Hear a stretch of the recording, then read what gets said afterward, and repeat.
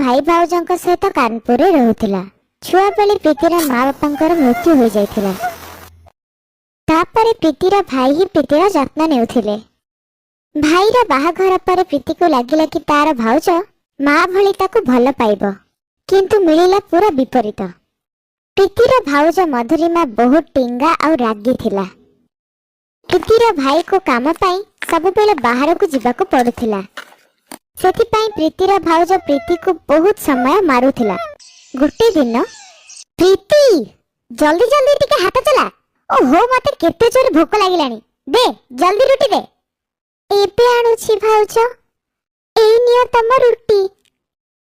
मते भोकरे थिबो ए दुईटा रुटी ताकू खोई दउछि। प्रीतिर घर पाखरे गोटे कुकुर सब बेले आसी बसी जाउथिला। प्रीति ताकू बहुत स्नेह दे मोती डाकुथिला। निज भागर खाद्य सब बेले से मोती को खाइबाकू देउथिला।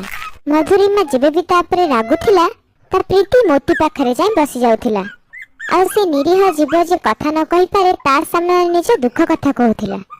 एई ने मोती, भाउज देखिबा आगरु तू जल्दी जल्दी ए रुटीटा खाइ दे।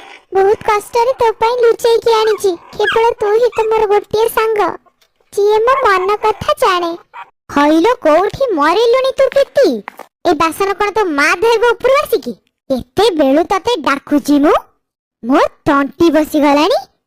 कानडा को फुटी जाइछि तोर? तुला पुरे बसतिलु। भाउज मो बासन थोई देबी, किंतु तमे मो बा विषय किछि भी खराब कुहनी। से बिचारी तो ए दुनिया रे भी नहीं। तमे मां को किछि भी कुहनी। कोन मो मुहरे जवाब दउछु?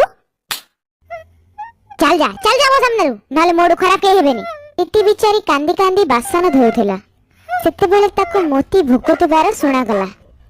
से मोती पाई टिके क्षीर नहीं ता पाखको जाउथिला। एतिकी समय भितरे प्रीतिर भाई महेश आसी गला।